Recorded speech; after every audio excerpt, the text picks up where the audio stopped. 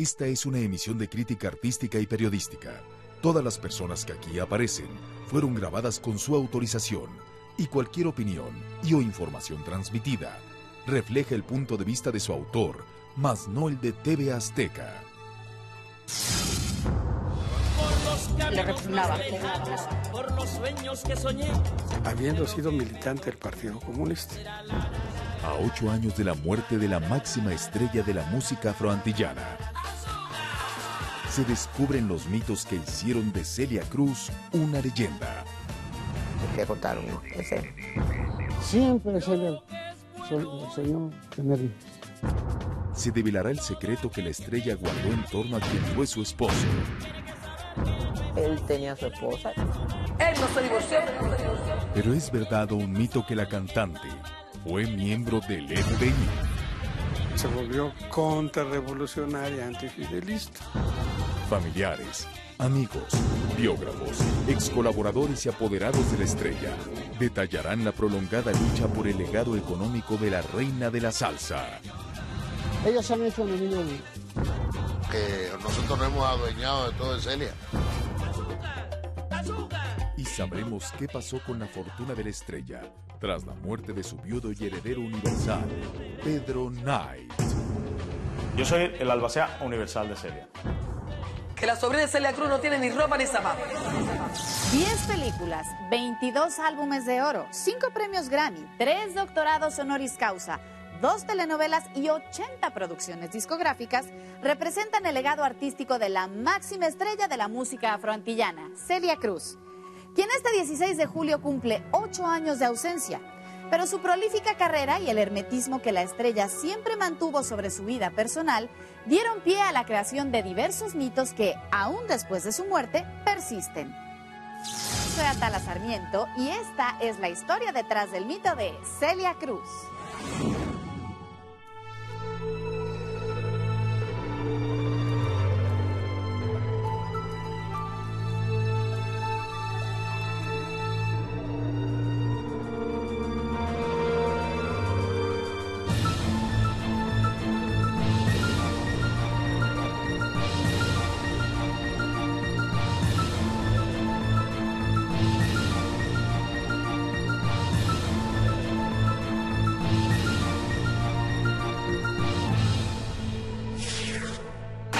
Tras varios meses de librar una dolorosa batalla contra un cáncer de seno y cerebral, a las 4 de la tarde del 16 de julio de 2003, Celia Cruz, la máxima estrella de la música tropical, fue declarada muerta.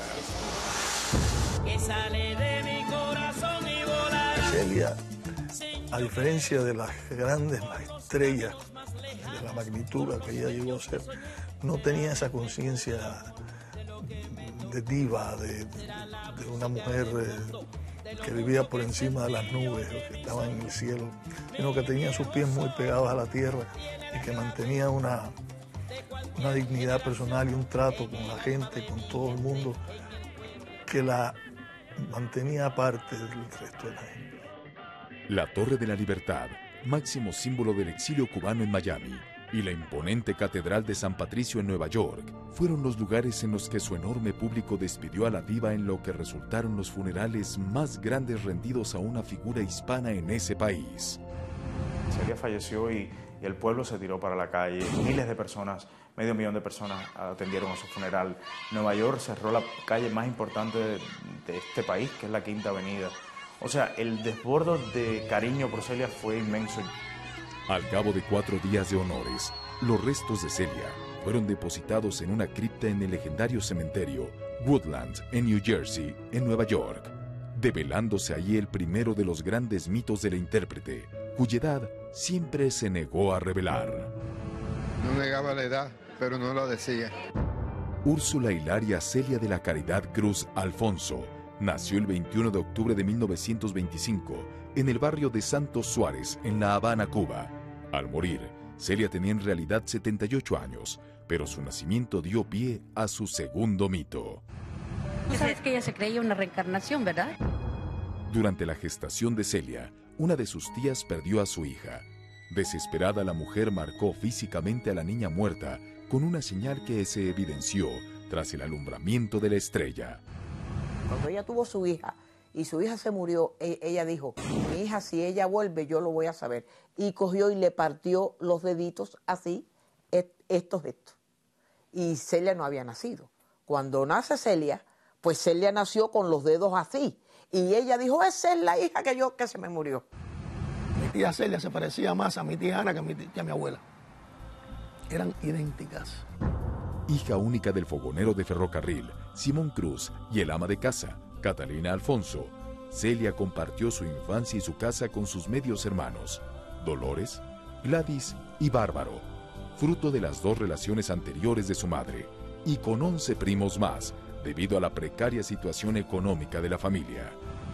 Ella a mí me llevaba 10 años, y ella fue una hermana muy buena conmigo.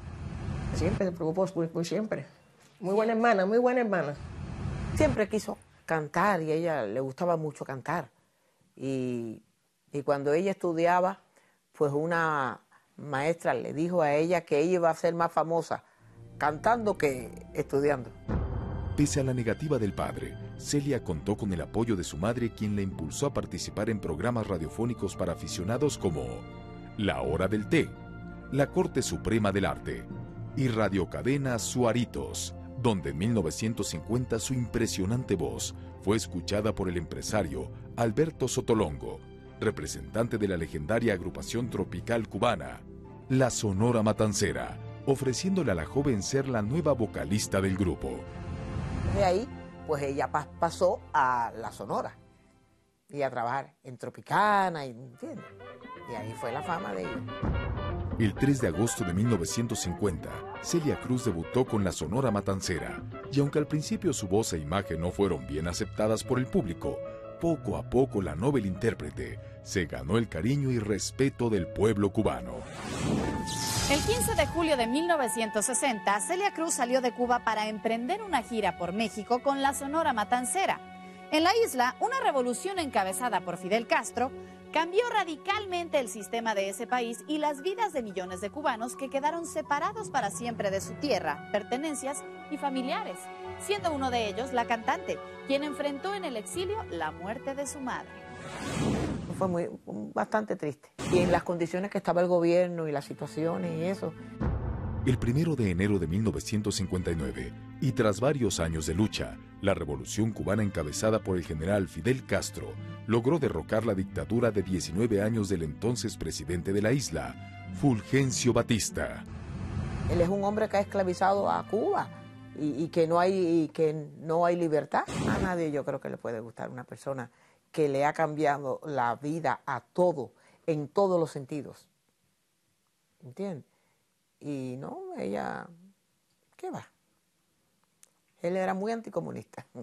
Eso sí se lo digo, muy anticomunista.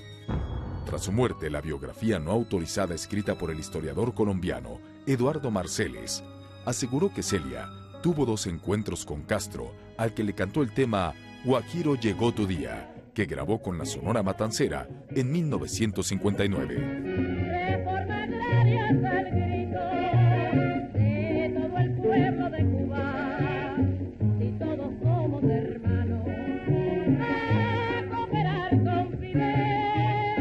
Guajiro llegó tu día. Ellos han dicho que ella negó que la cantara, pero ella grabó esa canción en CMQ, la cantó en diferentes oportunidades con la Sonora Matancera. Y una grabación en donde le canta a Fidel y a la revolución, pero después cambió. Sí, yo la tengo. Si le cantó a Fidel Castro, al principio todo Cuba le cantó a Fidel Castro, porque era como el nuevo... Si pasó porque generalmente las bandas y los músicos que viven en Cuba tienen que respetar al general. De ahí a que Celia veneraba o quería a Fidel Castro. Bajo el régimen de Castro, Cuba se volvió comunista. Se impidió el libre tránsito y salida de sus ciudadanos.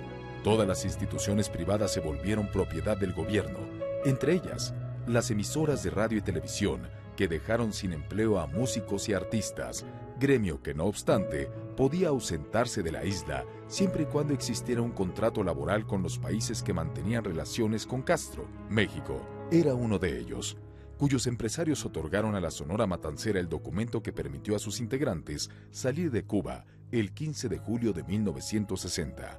Salida que en el caso de Celia ocurrió con miras a no volver. No, ella no iba a regresar. Yo sabía que no iba a regresar. Porque nosotros le hablábamos a mi mamá y le decíamos, mira, ella no puede regresar porque si ella viene, pues la cogen presa. Y mi mamá decía, no, que no venga, que no venga. Fue un esfuerzo, en el caso de la señora Cruz, salirse de Cuba, habiendo sido militante del Partido Comunista. Una de las fervoras. Pese a lo anterior, en vida, Celia Cruz siempre aseguró que la Revolución Cubana la tomó por sorpresa en México, razón por la que jamás pudo volver a pisar suelo cubano. Voy yo a comer a un restaurante en México, que me habían dicho, Celia, ahí hay un restaurante que van todos los cubanos, y yo nunca había querido ir. Y ese día que voy, me dicen que el restaurante está cerrado. No, que anoche se fue Batista. Entonces ahí que me di cuenta que ya había entrado aquella persona. La intérprete dejó Cuba consciente también de la enfermedad de sus padres. De hecho, solo 7 días después de que Celia abandonara la isla, su padre, Simón Cruz, murió. Tras terminar el contrato en México, Celia Cruz y la Sonora Matancera emigraron a Estados Unidos, donde el 7 de abril de 1962, a punto de realizar una presentación en Nueva York, la estrella recibió una devastadora noticia. Su madre había muerto víctima de cáncer de vejiga. Se le hizo una biopsia y ahí le descubrieron, era un tumor del tamaño de una peseta. Y el doctor le dijo, su mamá va a durar 5 años. Y eso fue lo que duró. Según la biografía no autorizada de Celia, por primer y única ocasión, la cantante solicitó al gobierno cubano una autorización para viajar a la isla y asistir al funeral de su madre. Su petición le fue negada, gestándose así el profundo rencor que siempre expresó en contra de Fidel Castro. Ellos no le dejaron que ella fuera a enterrar a su madre y ella dijo, yo no tengo que ir a buscar nada allí. Celia, la palabra de Fidel Castro no la mencionaba. Ella no mencionaba su nombre. En la boca de Celia Cruz era muy pocas veces que entraba ese nombre. Desde un principio ella tuvo muy claro el sentimiento que ella tenía por Fidel Castro, le repugnaba. Era un choque inmediato. Murió odiándolo y con justificada razón, ¿no? Nunca pudo regresar a la isla. En vida, Celia Cruz siempre se manifestó anticastrista, actitud que generó un mito nunca aclarado. Si la intérprete fue o no agente encubierta de la Oficina Federal de Investigación del Departamento de Justicia de Estados Unidos, país enemigo de Cuba y Fidel Castro. Cuando la cantante emigró a Estados Unidos en busca de oportunidades de trabajo y solicitó asilo a ese país, su nombre ingresó en las listas de sospechosos de militancia comunista. La señora Cruz fue pillada en falta porque se volvió contrarrevolucionaria, antifidelista. Y entonces hacía campañas para el bloqueo. Durante más de 10 años, la estrella libró un conflicto con el director del FBI, Edgar Hoover, para limpiar su nombre y ser admitida en el país estadounidense, realizando donaciones económicas a organizaciones anticastristas. Y el gobierno de Cuba, cuando Celia fallece, pues da una noticia muy escueta y dice que ha muerto una representante de la mafia de Miami, que en vez de alabar su voz, su legado musical.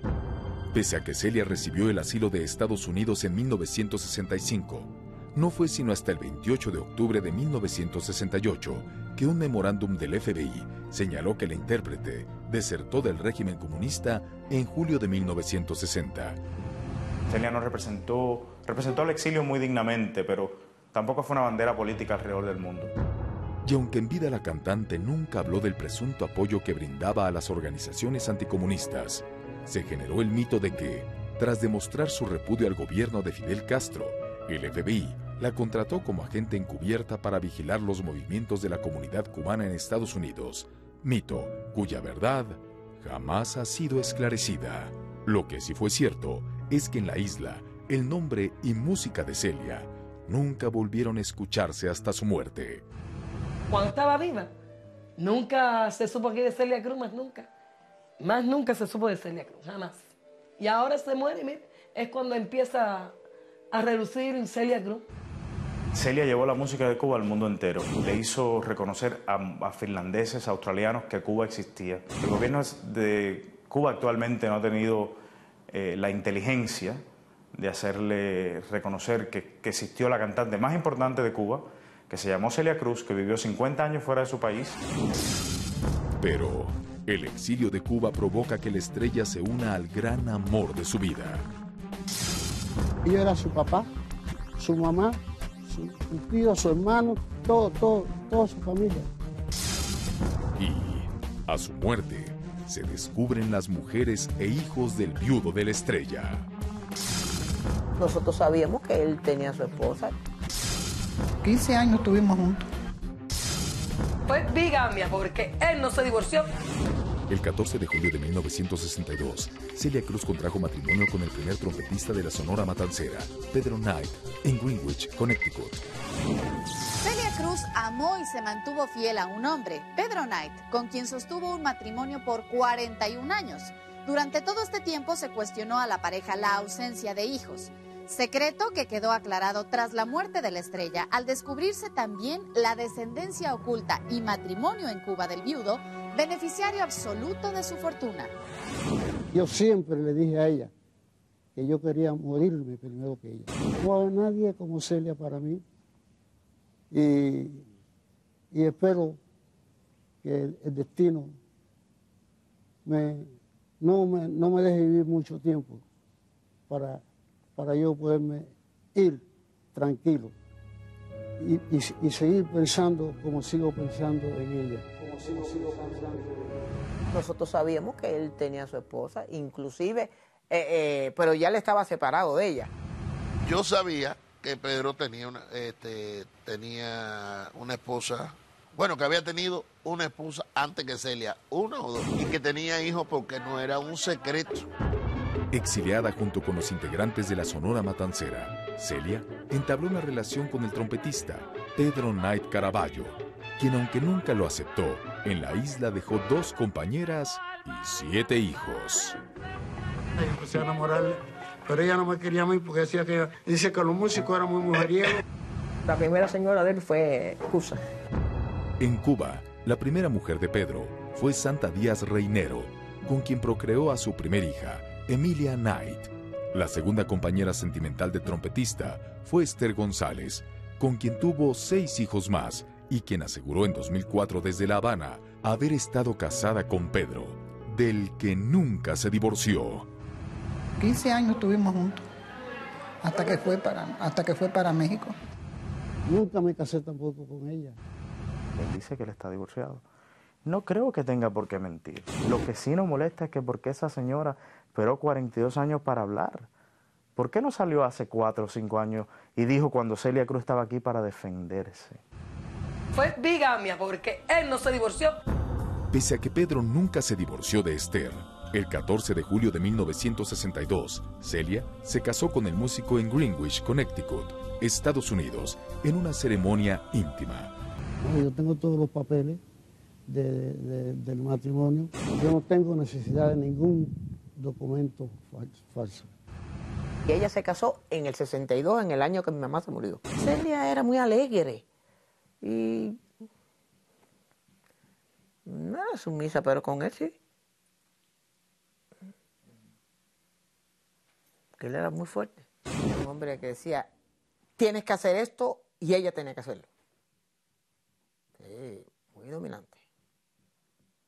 En todos los aspectos, hasta para comer. Tras el deceso de su madre, Gladys Becker, hermana menor de Celia, se mudó a Estados Unidos junto a la estrella y Pedro Knight. Durante 22 años, Becker observó la relación que sostenía la pareja fuera de los escenarios. Ella me dice, ay, mi hermana, estoy llena porque me acabo de tomar el metamucil. Digo, sí, pues Pedro te está haciendo el desayuno. Dice ella, ay, no, pero yo no puedo tomarme, ¿qué va? Si yo estoy muy llena. Entonces yo bajé y le dije a Pedro, Celia está muy llena por el desayuno, por lo que se tomó. Dice, no, este desayuno ella se lo tiene que tomar y se lo tiene que comer esto que yo le hice. Ese es Pedro. Eso es lo que nadie sabe de él. Pedro no era suave con nadie. Según Gladys, Knight tenía una fuerte obsesión por el dinero que ganaba Celia, pues abandonó su trabajo como trompetista tan pronto la guarachera comenzó a tener éxito como solista. Un día le dijo Celia, pues Pedro, pues no toques más. Él cogió el estuche y guardó enseguida la trompeta. Él no hacía nada, ¿sabes? Quien trabajaba era mi hermana. En un final, quien trabajó duro fue mi hermana, no él. Celia vivía cómoda, Celia vivía como vive una persona de su estatus. Una vez ella tenía que grabar y ella se estaba quejando de la garganta. Pedro, es que no, es que tengo una cosa aquí. Entonces ella fue al doctor y el doctor le dijo que tenía como un pólipo. Y dice, vaya, se le quitó. Pero él estaba, no, pues tienes que grabar, vaya, esa forma que siempre él tuvo. Sí, la gente está muy equivocada de la manera que era Pedro. El que se ha fastidiado con Celia toda la vida he sido yo, corriendo el mundo entero, quedándome sin comer, sin dormir y todo, para que Celia pudiera ayudar a su familia. Eso es lo único que ellos tienen que agradecerme a mí. En julio de 2002, Celia Cruz fue diagnosticada con cáncer en el seno izquierdo que debía ser extirpado. El doctor le dijo, tú tienes que venir para una fecha. Y ella se demoró y se demoró y se demoró. Y cuando fue, pues ya tenía el cáncer, le cortaron el seno. Yo estoy bien, de salud. Yo estoy bien. Gracias a Dios ya me toca madera.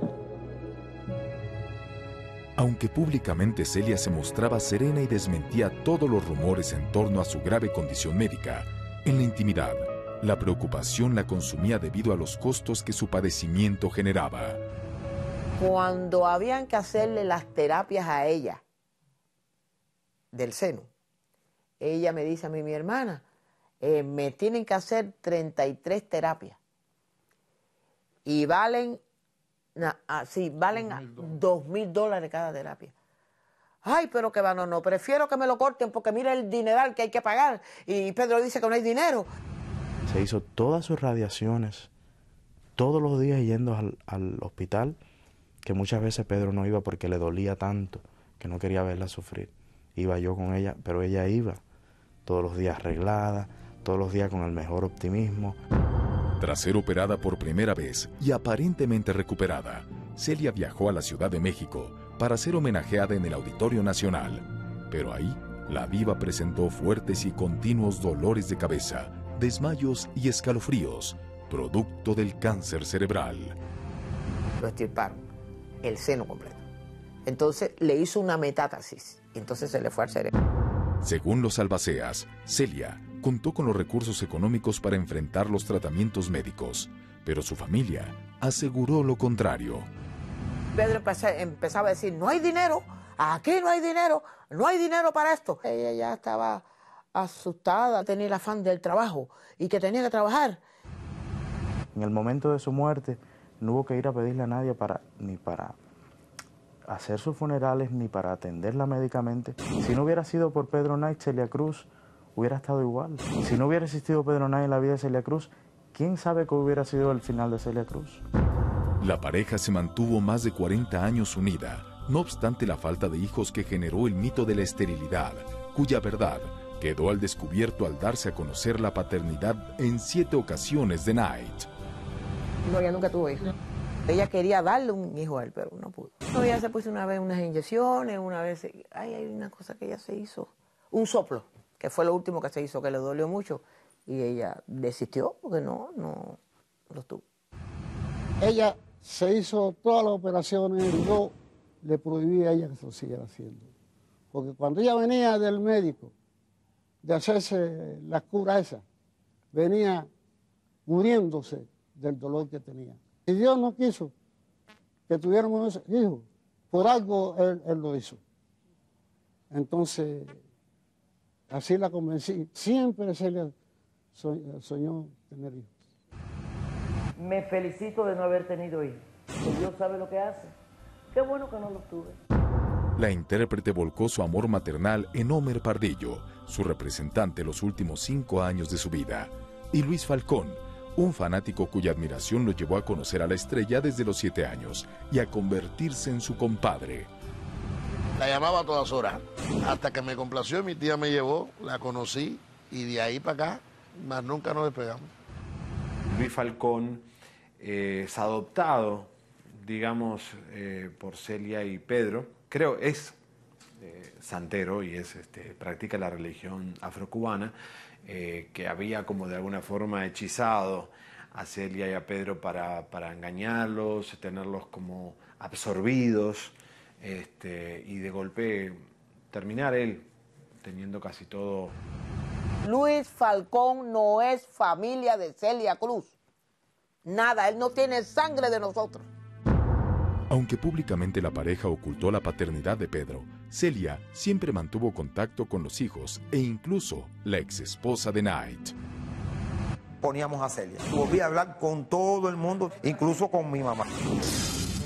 Pero el testamento de la estrella provoca nuevos mitos.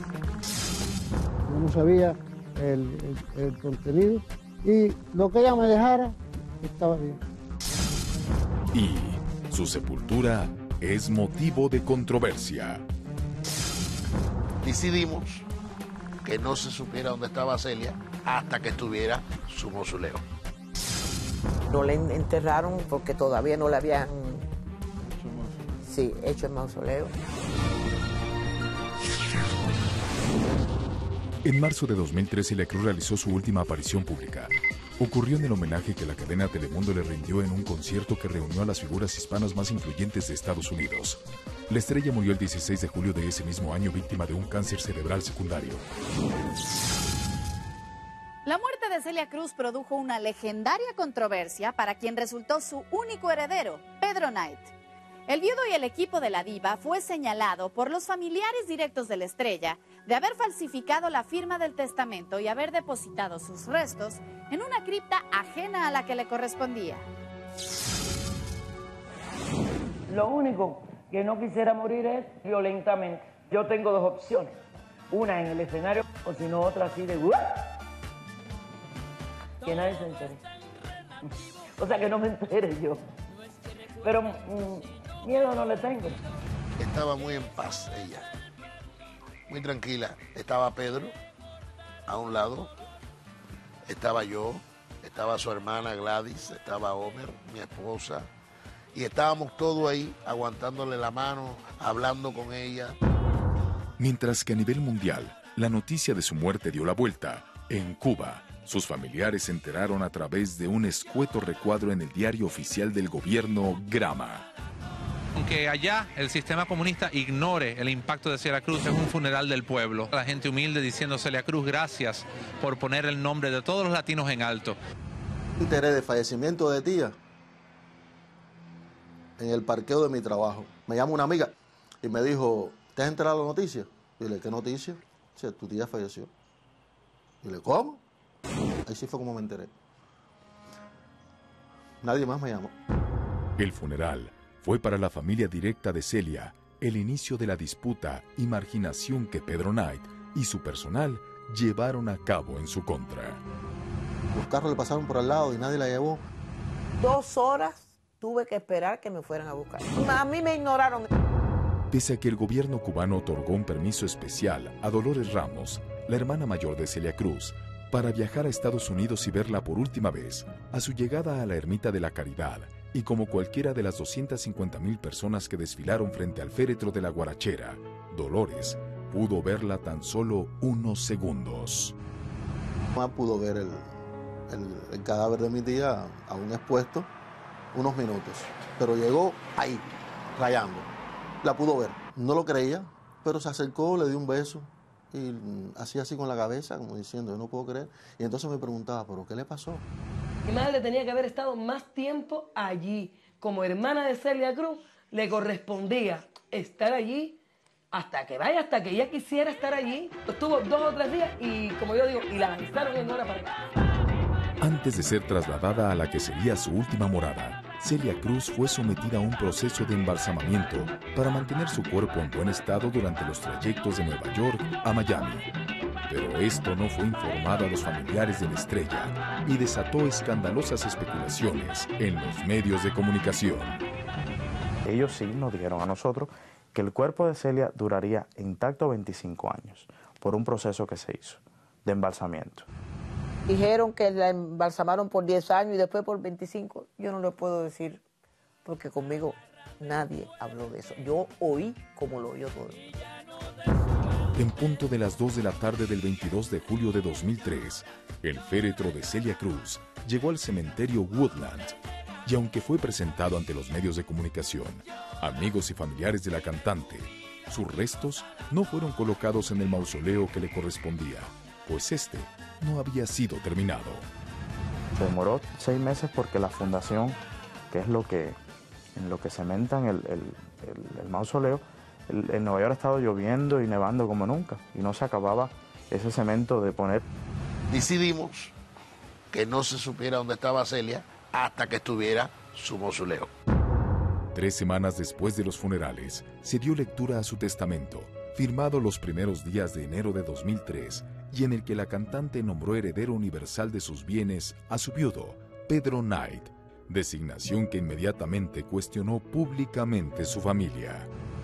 Ella no estaba consciente porque la firma de ella está muy rara y ella tenía una letra preciosa. Yo no estoy muy de acuerdo con la firma esa. Ella estaba ya su cabeza mala, ya con un tumor operado y le habían salido 2 más.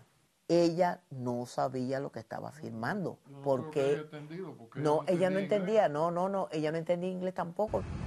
Yo no sabía el contenido y lo que ella me dejara estaba bien. El amor de su vida fue Pedro Knight. Toda la bola de sopilotes pues andan rondando ahí donde está. Esa herencia tenía algunos decenas de millones de dólares, ¿no? Y entonces es sobre lo que iban, sobre lo que va la familia, ¿no? Cuando sale aquí en un periódico, se leyó el testamento de Celia Cruz. Yo dije, ¿eh? Entonces yo hablo con Luis Falcón y le dije, Luis, ¿cuándo se leyó el testamento y a mí nadie me llamó? Dice, hace 15 días que se leyó el testamento. Y dice, no, pero no hay nada para nadie. Pedro es el heredero universal. Por lo que parece indicar, Celia, mi tía murió en la más estricta y terrible pobreza porque nadie vio nada. En mi familia casi todos mueren de cáncer. Mi abuela, Catalina, ella y varios familiares más. Pues a mí también me operaron de cáncer de próstata. Esa es mi verdadera herencia. No hay otra. Homer Pardillo, Luis Falcón y Blanca Lasalle fueron designados como albaceas de su patrimonio, así como del fideicomiso que dejó para la administración de gastos de su viudo.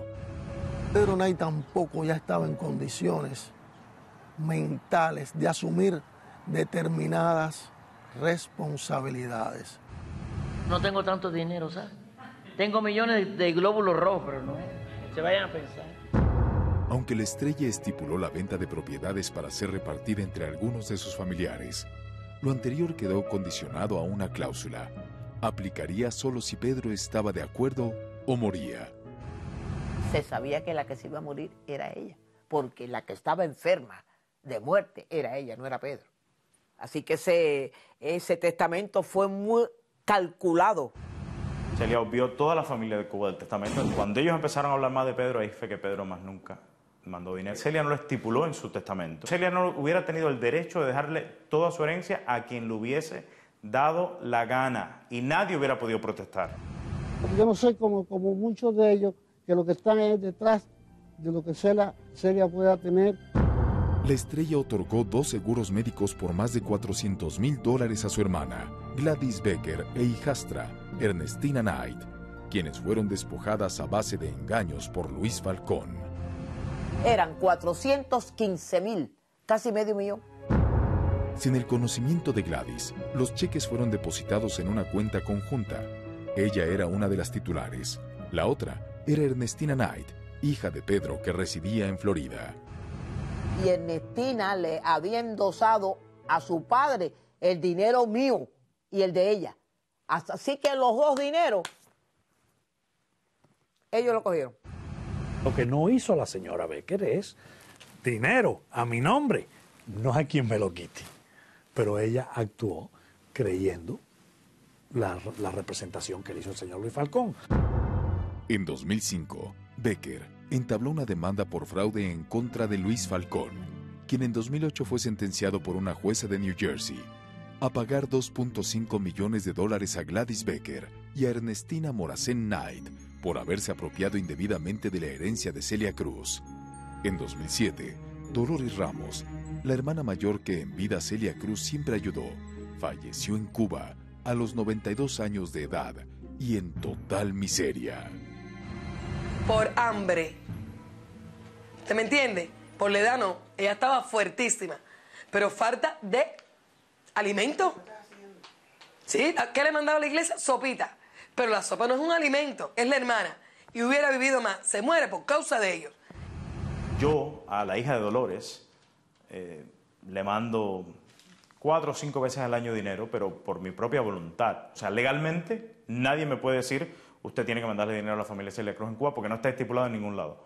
Gladys y Ernestina ganaron su caso. $500,000 para su hermana, $500,000 para su Ernestina Knight. Y la corte tuvo una decisión en contra de Falcón y pues no creo que Falcón ha pagado el dinero.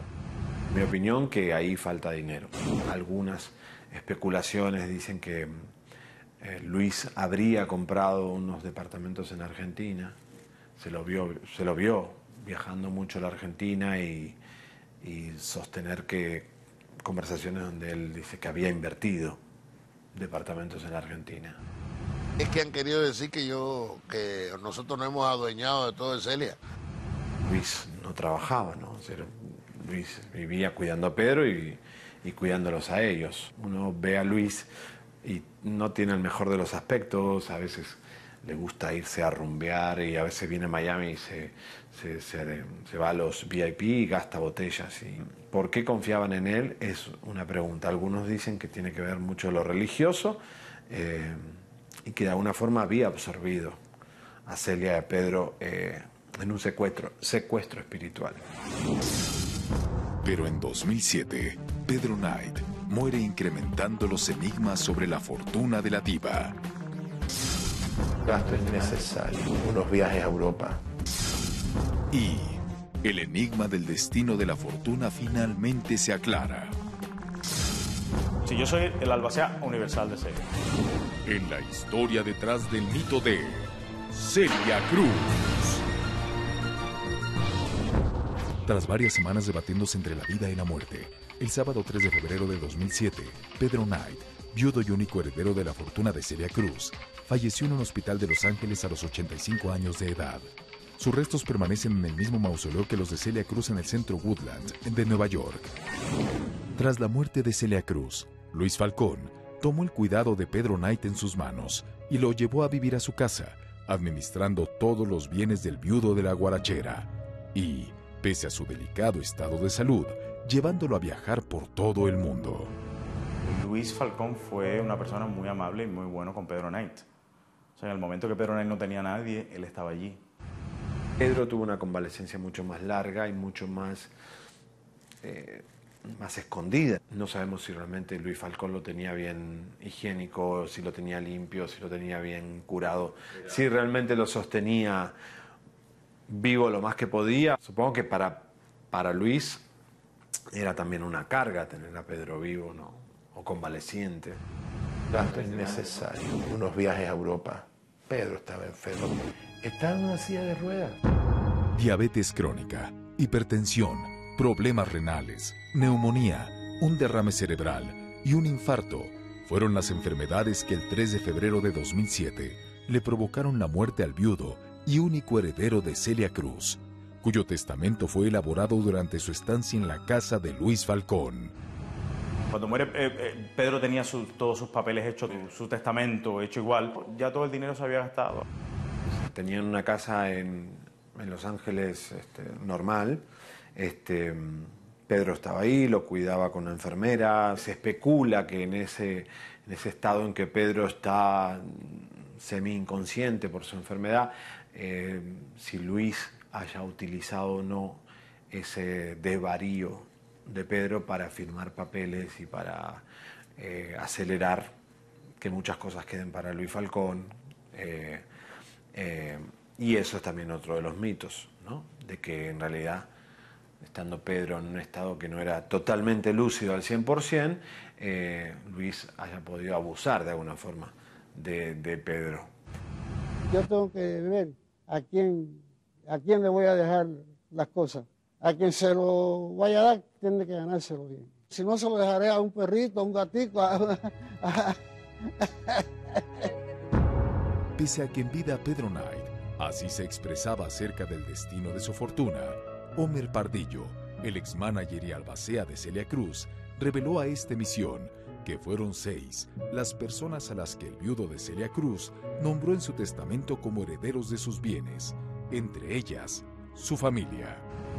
Sí, yo soy el albacea universal de Celia. Todo lo que tiene que ver con el nombre de Celia Cruz viene a nombre de Celia Cruz Knight Estate y va a una cuenta, de cuya cuenta se divide en las partes iguales. Son 6 personas. Todos son familia menos yo.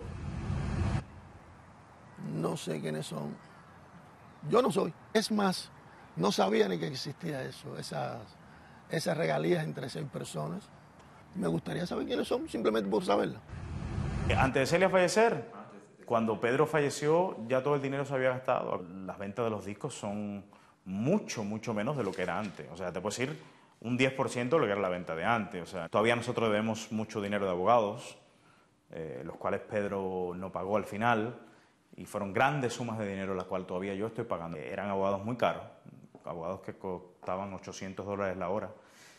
Y todavía pues ya esas cuentas están siendo saldadas pronto y pues todo el mundo pues cobrará sus partes iguales. Yo hasta este momento no he cobrado de Celia Cruz un centavo porque los dineros que me pertenecen a mí todavía no han llegado. O sea, yo sí cobraré obviamente retroactivamente los 8 años para atrás toda la parte que me pertenece a mí de la herencia, y como ejecutor, que es un % muy pequeño, son 4%, algo así. No pienses que es no pienses que yo vivo de esto, yo no vivo de esto. En 2013 se cumplirá el 10º aniversario luctuoso de Celia Cruz, que, de acuerdo con su fundación, se celebrará a través de un magno concierto inspirado en la vida, obra y música de la estrella cubana, equivalente al que Familiares y la cadena Univisión rindió a la diva del Tex-Mex, Selena. Para el 10 aniversario tenemos planeado hacer un tributo también, o en Nueva York o en Miami, una cosa bien grande como se hizo Selena Vive, Celia Vive o Celia Vivirá. Hay un disco que sería un disco de duetos con diferentes artistas. A 8 años de su muerte, su legado comprende una fundación que otorga becas para jóvenes, una escuela de música, 2 discos, 4 premios Grammy y 3 Billboard póstumos, 4 libros biográficos, 3 calles y 2 centros comerciales con su nombre en Tenerife, Miami, Los Ángeles, Nueva York y Houston. Un museo, el musical, La vida en música de Celia. Una estampilla postal bajo el nombre Forever, por ser una de las 5 figuras latinas que mayor felicidad brindaron al público en Estados Unidos, donde actualmente se elabora una medalla en su honor para coleccionistas realizada por el Capitolio, así como una exhibición permanente en el Museo Smithsonian de Washington, con todos los objetos que la hicieron una leyenda. Fue una mujer extraordinaria y por eso es que la gente la recuerda y por eso es inmortal.